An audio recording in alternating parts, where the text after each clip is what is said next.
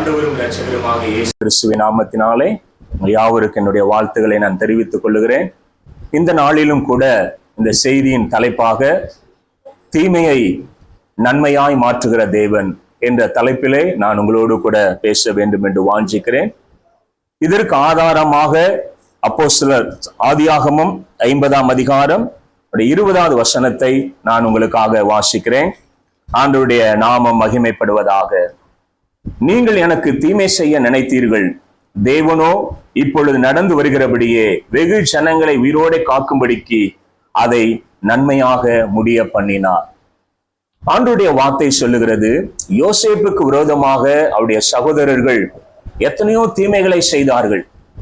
ஆண்டவருடைய நாமம் மகிமைப்படுவதாக. அவனை ஸ்தோத்திரம், அவன் செய்யாத தவறை அவன் மீது போட்டு வேதம் சொல்லுகிறது, அவனை ஸ்தோத்திரம் தண்ணில்லாத கிணத்திலே அவருடைய சகோதரர்கள் தள்ளினார்கள். அங்கேயும் தேவன் கூட இருந்தார். அது மாத்திரமல்ல, அவனை எகிப்து தேசத்திற்கு அவனை விற்று போட்டார்கள். அங்கே அவன் சிறைச்சாலைக்குள்ளாக கடந்து போனான்.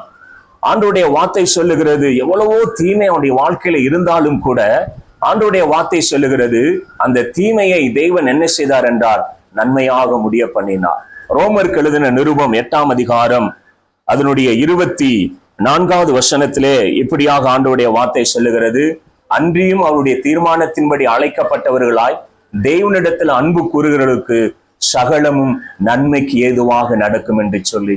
அருமையான தேவ ஜனமே, ஆமேன். எவ்வளவு காரியங்கள் நடந்தாலும் சரி, யோசேப்பை தேவன் தரிசனத்தை கொடுத்தார், சொப்பனத்திலே ஆண்டவர் பேசினார்.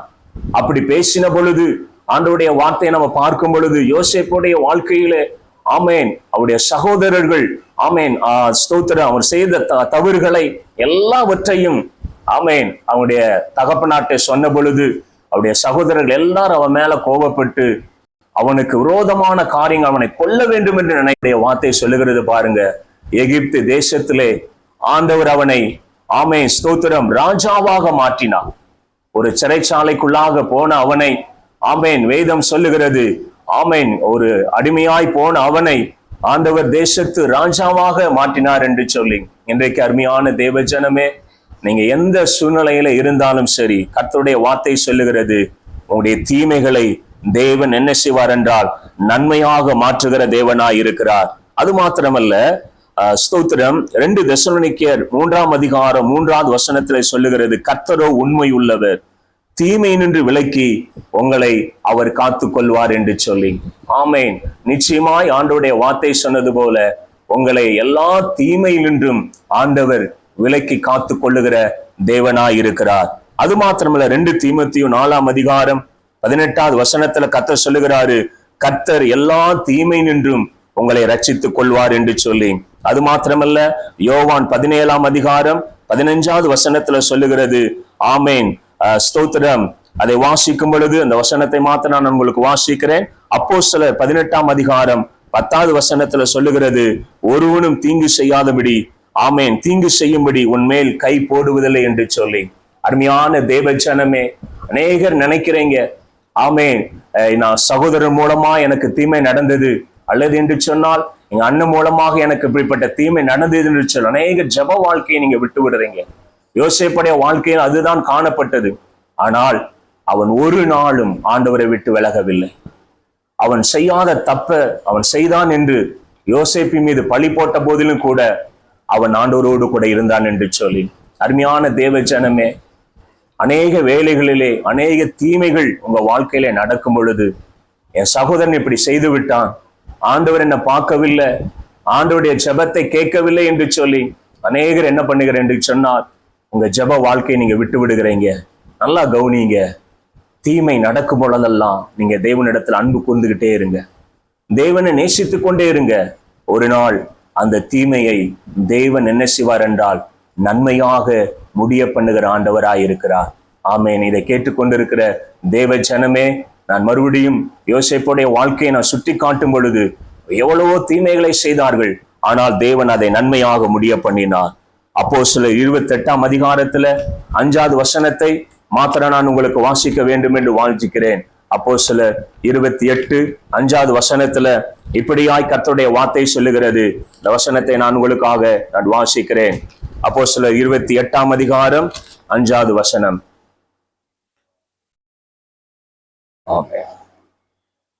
விஷப்பூச்சி அவன் கையிலே தொங்குறதை அந்நீராகி அந்த தீவார் கண்டபோது, இந்த மனுஷன் கொலைபாதகன், இதற்கு சந்தேகமில்லை, இவன் சமுத்திரத்துக்கு தப்பி வந்தும் பலியானது இவனை பிழைக்க ஒட்டவில்லை என்று தங்களுக்குள்ளே சொல்லிக் கொண்டார்கள். அவன் அந்த பூச்சியை தீயிலே உதறி போட்டு ஒரு தீங்கும் அடையாதிருந்தான். ஆமேன். பவுல் தன்னுடைய வேதம் சொல்கிற தீவிலே விறகு பொறுக்கி கொண்டு அதை போடும் பொழுது ஒரு விரியன் பாம்பு வந்து அவனை கவி கொண்டது. அங்க இருக்கிற தீவார் எல்லாரும் நினைச்சாங்க இவன் செத்து போவான் என்று சொல்லி. ஏன்னா அந்த அந்த விஷ பூச்சியுடைய தன்மை அந்த தீவாருக்கு தெரியும். அதை பார்த்து இவன் கொஞ்ச நேரத்துல இவனுடைய உடல் வீங்கி இவன் சடுதியாய் செத்து போவான் என்று எல்லாரும் நினைத்தாங்க. ஆனால் வேதம் சொல்லுகிறது ஒரு தீங்கும் அவனுக்கு வரவில்லை என்று சொல்லி. பாருங்க, அவனுக்கு வீக்கம் கண்டு அல்லது அவன் சடுதியாய் விழுந்து சாவான் என்று அவர்கள் பார்த்து கொண்டிருந்தார்கள். நெடுநேரமாய் பார்த்து கொண்டிருந்தும் ஒரு சேதமும் அவனுக்கு வராததை கண்டபோது வேறு சிந்தையாகி இவன் தேவன் என்று சொல்லிக் கொண்டார்கள். ஆண்டவருடைய வார்த்தை சொல்லுகிறது பாருங்க, ஒரு சேதமும் அவனுக்கு வரவில்லை என்று சொல்லி. தேவ ஜனமே, வார்த்தையை கேட்டுக்கொண்டிருக்கிற அருமையான தேவ பிள்ளையே, வாழ்க்கையில அவன் ஸ்தோத்திர விஷப்பூச்சி கடிச்சு உண்மைதான், அவன் சாவது உண்மைதான். ஆனால் அவன் தேவனோடு கூட இருந்தபடினாலே ஒரு தீங்கும் அவனுக்கு வரவில்லை. உங்க வாழ்க்கையிலும் கூட இன்றைக்கு மரணத்துக்கு ஏதுவான ஏதோ ஒரு பிரச்சனை உங்க வாழ்க்கையில நடந்து கொண்டிருக்கலாம். கர்த்தர் சொல்லுகிறாரு, நீங்க தேவனிடத்தில் அன்பு கூறுங்க. தேவனிடத்தில் நீங்க அன்பு கூற ஆண்டவருடைய வார்த்தை சொல்லுகிறது, அந்த தீமையை தேவன் நன்மையாக முடிய பண்ணுகிற ஆண்டவராய் இருக்கிறார். ஆமேன். இன்றைக்கு அருமையான தேவ ஜனமே, இந்த வார்த்தையை கேட்டுக்கொண்டிருக்கிற ஜனமே, யோசேப்புடைய வாழ்க்கையில பார்த்தோம். அவன் வாழ்க்கையில வந்த இந்த தீமையை தேவன் நன்மையாக முடிய பண்ணினார். அவன் ஒரு நாளும் மேல வர முடியாது என்று நினைத்தாங்க. அடிமையாய் போன அவனை கர்த்தர் தேசத்து ராஜாவாய் மாற்றினார். பவுலுடைய வாழ்க்கையிலும் ஆமேன், அந்த விஷப்பூச்சி கடிச்சு அவன் செத்து போவான் என்று நினைத்தாங்க. ஆனால் வேதம் சொல்லுகிறது ஒரு சேதமும் அவனுக்கு வரவில்லை என்று சொல்லி. இந்த வார்த்தையை கேட்கிற தேவ ஜனமே, இன்றைக்கு இந்த கடன் பிரச்சனையில ஆமேன், நான் ஒருவேளை என் வாழ்க்கை மடிந்து போகுமோ என்று நீங்க நினைக்கலாம். அல்லது வெளியில சொல்ல முடியாத ஏதோ ஒரு பிரச்சனை, ஆமே இந்த பிரச்சனையினால என் குடும்பம் அழிந்து விடுமோ என்று நீங்க நினைக்கலாம். அல்லது என்று சொன்னால் இந்த வியாதியினாலே, இந்த மரணத்துக்கு ஏதுவான வியாதியினாலே நான் மடிந்து போவேன் என்று நீங்க நினைக்கலாம். ஆனால் ஆண்டவருடைய வார்த்தை சொல்லுகிறது, நீங்க எந்த சூழ்நிலை ஆனாலும் சரி, நீங்க தேவனிடத்துல நீங்க அன்பு கூர்ந்து கொண்டே இருங்க. ஏன்னா வேதம் சொல்லுகிறது, தீமையை தேவன் நன்மையா என்ன செய்கிறாருன்னா முடிய பண்ணுகிற ஆண்டவரா இருக்கிறார். அது எப்படிப்பட்ட தீமையா இருக்கலாம்? அது ஸ்தோத்திரம், ஒருவேளை இந்த தீமை செஞ்சதுனால உண்மைக்கே நீங்க மடிந்து போது உண்மையா இருக்கலாம். அல்லது என்று சொன்னால் ஸ்தோத்திரம், ஒருவேளை அந்த செஞ்ச தீமை உங்க கண்ணுக்கு முன்பதாக சூழ்நிலையெல்லாம் பார்க்கும் பொழுது ஒன்றுமே வாழ்க்கை இல்லாம போய்விடும். அல்லது என்று சொன்னால் அந்த கால கட்டங்களை பார்க்கும் பொழுது இனிய வாழ்க்கையில நான் ஒரு ஸ்டெப்பு கூட எடுத்து வைக்க முடியாது என்று நீங்க நினைக்கலாம். ஆனால் வேதம் சொல்லுகிறது, கடந்த நாட்களிலே யோசேப்பை குறித்து பார்த்தோம், பவுலை குறித்து பார்த்தோம். ஆமேன், அவங்க வாழ்க்கையில எவ்வளவோ தீமைகளை அவர்கள் சந்தித்தார்கள். ஆனால் ஆண்டவருடைய வார்த்தை சொல்லுகிறது, அந்த தீமையை தேவன் நன்மையாய் முடிய பண்ணினார். வேதம் சொல்லுகிறது, ஆமேன், யாபேஸ் 1 4ஆம் அதிகாரம் 4ஆம் அதிகாரம் 10வது வசனம் இப்படியாய் சொல்லுகிறது, யாபேசு துக்கத்தை மாற்றுங்க என்று சொல்லி அவன் வேண்டிக் கொண்டான். ஆண்டவருடைய வார்த்தை சொல்லு, தீங்கு அவனை துக்கப்படுத்தாதபடிக்கு கர்த்தர் அவனை நடத்தினார் என்று சொல்லி. சங்கீதம் 27:5 நீங்க வாசிக்கும் பொழுது அங்கு ஒரு சில வசனத்தை நம்மளால் பார்க்க முடிகிறது. இந்த சங்கீதம் 121:7 நீங்க வாசிக்கும் பொழுதும் அங்கு தேவன் தீமையை நன்மையாய் மாற்றுகிற தேவன் என்று ஆண்டவருடைய வார்த்தை சொல்லுகிறது. எனவே இந்த வார்த்தையை கேட்டுக்கொண்டிருக்கிற தேவ ஜனமே, ஆண்டவர் உங்க வாழ்க்கையில் இருக்கிற தீமையை தேவன் நன்மையாக முடிய பண்ணுகிற ஆண்டவராய் இருக்கிறார். எனவே யோசேப்புடைய வாழ்க்கையிலே ஆண்டவர் ஸ்தோத்திரம் தீமையை நன்மையாய் முடிய பண்ணுகிற ஆண்டவர். என்னதான் நடந்தாலும் சரி, என்ன காரியங்கள் நடந்தாலும் சரி, ஆண்டவருடைய வார்த்தை சொல்லுகிறது, தீமையை தேவன் நன்மையாய் முடிய பண்ணுகிற ஆண்டவராய் இருக்கிறார். நம் கண்களை மூடி நம்ம ஜெபிக்கலாம். ஆண்டவருடைய நாமம் மகிமைப்படுவதாக. எனவே இந்த நாளிலும் கூட நீங்க கேட்டது போல, ஆமே ஸ்தோத்திரம், என்னுடைய வாழ்க்கையிலும் கூட ஆமேன், நடந்த ஒரே ஒரு காரியத்தை சொல்லி நான் முடிக்க வேண்டும் என்று வாஞ்சிக்கிறேன். ஆமேன், ஊழியத்தின் பாதைகளிலே ஆமேன் ஸ்தோத்திரம், எனக்கு ஒரு பயங்கரமான ஜுரம் ஒன்று வந்தது 2007ஆம் ஆண்டிலே. ஆமேன், அப்பொழுது என்னுடைய மருத்துவர்கிட்ட போய் காட்டும் பொழுது மருத்துவர் எல்லா சோதனையும் செஞ்சு பார்த்த பொழுது என்ன பலவீனம் என்று அவங்களால் கண்டுபிடிக்க முடியல. ஊசி போட்டு மாத்திரை போட்டு ஒரு அரை மணி நேரம் கூட இருக்காது, மறுபடியும் எனக்கு ஜுரம் அதிகமா எடுத்தது. அப்படி ஒரே நாளில் கிட்டத்தட்ட 5 முறை என்னை ஹாஸ்பிட்டலுக்கு கொண்டு போய் பார்த்தாங்க. ஆனா அந்த மருத்துவர் சொல்லிட்டாரு, நீங்க உயிரோடு இருக்க மாட்டார் இவரு, அதனால உங்களுடைய சொந்த பந்தத்துக்கெல்லாம் சொல்லிருங்க. என்னாலையும் ஒண்ணுமே பண்ண முடியல, என்னால எழுந்து நடக்க முடியல. தனக்கு நான் ஊழியத்தை தான் செய்து கொண்டிருந்தேன். என்ன பலவீனம் என்று மருத்துவர்களால் கூட சொல்ல முடியவில்லை. ஆனாலும் தெய்வ சமூகத்தில் ஆண்டவரே அவ்வளவுதானா என் ஊழியம் என்று சொல்லி ஆண்டவர்கிட்ட நான் கண்ணீரோடு கூட ஜெபித்து கொண்டிருந்தேன். அப்பொழுது திடீரென்று மோகன் லாசர் ஐயாவிலிருந்து ஒரு கடிதம் அங்கிருந்து வந்தது. நான் ஏற்கனவே இதற்காக நான் ஒரு ஜெப குறிப்பு எழுதியிருந்தேன். அப்போ அவங்க குறிப்பிட்ட அந்த நாளிலே நான் உங்களுக்காக ஜெபிக்கிறோம் என்று சொல்லி அந்த லெட்டர் வந்த உடனே நானும் அந்த நாளிலே என்னுடைய வீட்டு அறை கதவை மூட்டி நான் ஜெபிக்க ஆரம்பித்தேன். ஆண்டவரே, ஊழியம் அவ்வளவுதானா என்று சொல்லி, ஏன்னா என்னால முடியல, எழுந்து நிக்கிறதுக்கே அரை மணி நேரம் ஆகும். ஒரு பாத்ரூம் போக வேண்டுமானால் கிட்டத்தட்ட ஒரு ஒரு ஒரு 10 அடிக்கு 1 மணி நேரம் ஆகும். என்னால கால் எடுத்து வைக்க முடியாது. அந்த நாளிலே நான் உட்கார்ந்து ஜெபிக்க ஆரம்பித்தேன். ஆண்டவருடைய மகிமையின் மேல் இறங்கி வந்தது. கொஞ்ச நேரத்துல முழங்கால் படிட்டு ஜெபிக்க ஆரம்பித்தேன். அதுக்கடுத்து கொஞ்ச நேரத்திலே நான் ஆவியில நிரம்பி நான் ஜெபிக்க ஆரம்பித்தேன். அபிஷேகத்துல நிரம்பி நான் ஜெபிக்க ஆரம்பித்தேன். கிட்டத்தட்ட 7 மணி நேரம் என்னால் அங்க ஜெபிக்க முடிந்தது. நான் கண் முழிச்சு பார்த்த பொழுது என்னுடைய கைகள், என் கால்கள் எல்லாம் நல்லா ஸ்தோத்திரம் பலன் கொண்டிருந்தது. நான் உடனே கதவை திறந்து வெளியே வந்த பொழுது என்னால எப்படி பழைய முறையா நடக்க முடியுமோ, ஓட முடியுமோ, அந்த அளவுக்கு பலன் இருந்தது. ஒரு குறிப்பிட்ட நேரத்திலே ஆண்டவருடைய பிரசன்னம், ஆண்டவருடைய மகிமை என் பலவீனத்தை எடுத்து போட்டது. உண்மைக்கே நான் நினைச்சேன் இந்த ஊழியம் அவ்வளவுதான் என்று சொல்லி, இனி அவ்வளவுதான் என்று சொல்லி நினைச்சேன். ஆனா கர்த்தர் அந்த தீமையை வாழ்க்கையிலே நன்மையாய் தேவன் முடிய பண்ணினார். இன்றைக்கும் ஆண்டவருடைய பலத்தோடு கூட அந்த ஊழியத்தை செய்வதற்கு ஆண்டவர் எங்களுக்கு உதவி செஞ்சிருக்கிறார். அடியனுக்கு ஆண்டவர் உதவி செஞ்சிருக்கிறார். இந்த சத்தத்தை கேட்கிற தேவ பிள்ளையாகிய உங்களுக்கும் ஆண்டவர் ஒருவேளை ஏதோ ஒரு தீமையில நீங்க நின்று கொண்டிருக்கலாம், ஏதோ ஒரு மந்திரிக கட்டளை யாரோ உங்களுக்கு விரோதமாக செய்திருக்கலாம். ஆனால் ஆண்டவர் சொல்லுகிறாரு, உங்க தீமையை தேவன் நன்மையாய் முடிய பண்ணுவார். ஆமென். மாமுண்டூருங்கிற பகுதியிலே ஒரு தாயார் பலவீனப்பட்டிருந்தாங்க. ஆமென். ஆண்டவருடைய நாங்கள் ஆரம்பத்தில் அங்க ஊழியத்துக்கு போயிருந்தோம். ஊழியத்துக்கு போகும் பொழுது அந்த குடும்பம் மிகவும் கட்டப்பட்டிருந்தாங்க. நாங்க அங்க போய் ஜெபித்த பொழுது கிட்டத்தட்ட வாரம் நாங்க போய் ஜெபித்தோம் பாருங்க. அந்த வீட்டுல ஒவ்வொருவருக்காய் ஆண்டவர் விடுதலை கொடுத்தாரு. இன்னைக்கு அவங்க குடும்பமாய் ரட்சிக்கப்பட்டு ஆமேன் அவங்க சபைக்கு போய் கொண்டிருக்கிறாங்க. அவங்க இப்ப சொல்றாங்க, அப்ப நாங்க உண்மைக்கே அது எங்களுக்கு தீமை தான், ஆனா அந்த தீமையை தேவன் எங்க வாழ்க்கையிலே நன்மையாய் முடிய பண்ணினார் என்று சொல்லி இந்த சத்தத்தை கேட்டுக்கொண்டிருக்கிற தேவ ஜனமே, நான் விசுவாசிக்கிறேன், நீங்க எந்த தீமையில இருந்தாலும் சரி அந்த தீமையை நன்மையாய் முடிய பண்ணுகிற ஆண்டவர் யோசேப்புடைய வாழ்க்கையில அவன் நினைச்சிருக்க மாட்டான். எத்தனையோ பேர் அவங்க அண்ணங்க எல்லாருமே தீமை செய்தார்கள். அவன் எவ்வளவோ கத்தினான், என்னை காப்பாத்துங்க என்று சொல்லி. ஆனால் அவங்க சகோதரர் எல்லாரும் அவனை கொல்ல வேண்டும் என்று தான் நினைத்தாங்க. ஆனால் அந்த நேரத்தில் எகிப்துக்கு விற்று போட்டாங்க. அங்கேயும் போய் ஆமேன் ஒரு அதிபர் வீட்டில இருக்கும் பொழுது செய்யாத தப்புக்காக அவன் மேல பழிய போட்டாங்க. அவன் சிறைச்சாலையில அடைக்கப்பட்டான்.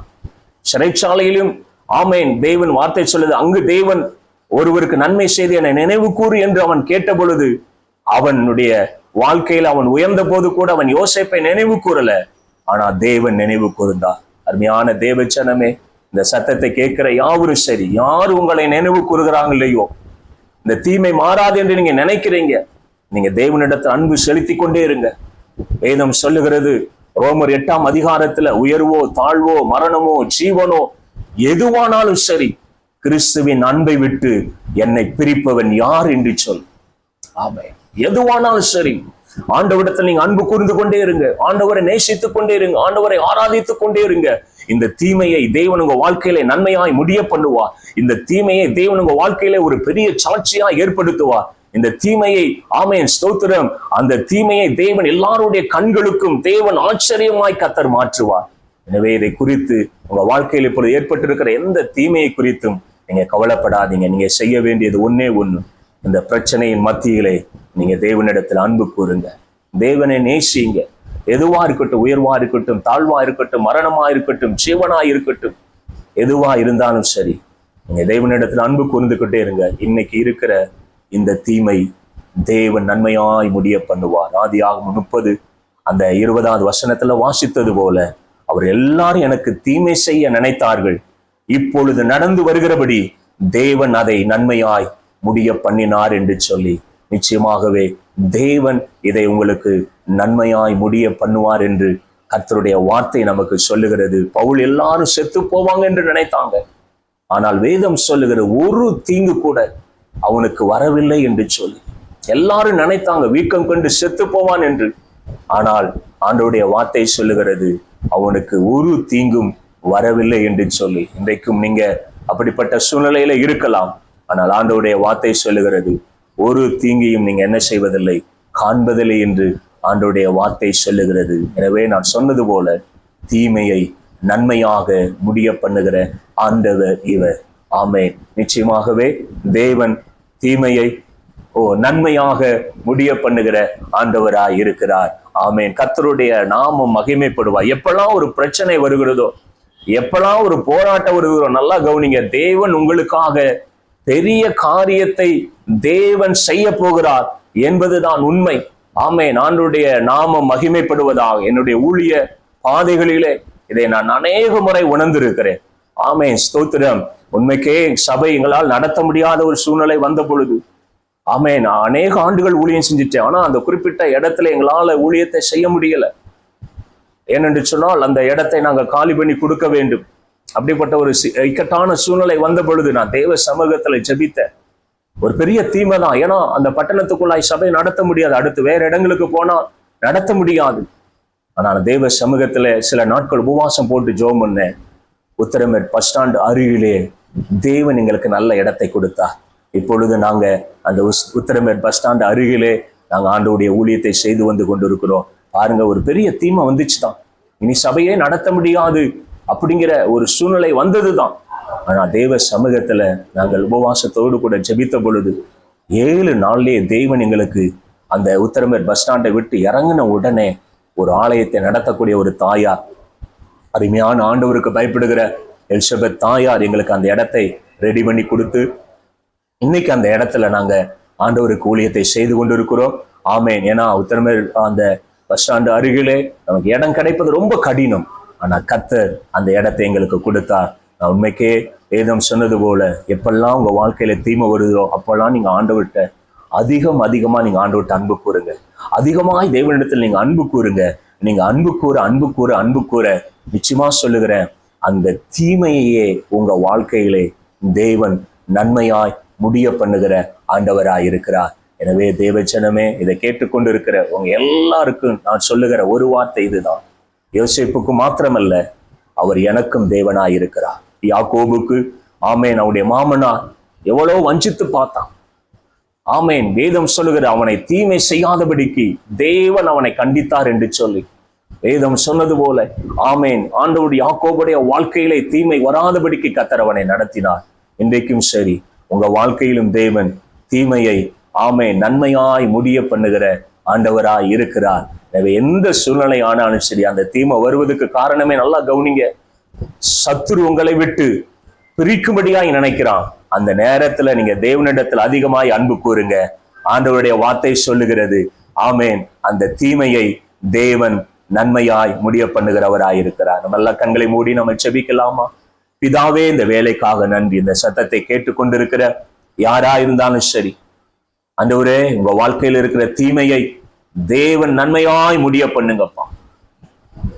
சத்துரு ஒருவேளை அந்த தீங்கு வரும்பொழுதெல்லாம் நல்லா கவனிங்க, ஆண்டவரை விட்டு உங்களை விளக்கும்படியாக நினைக்கிறான்.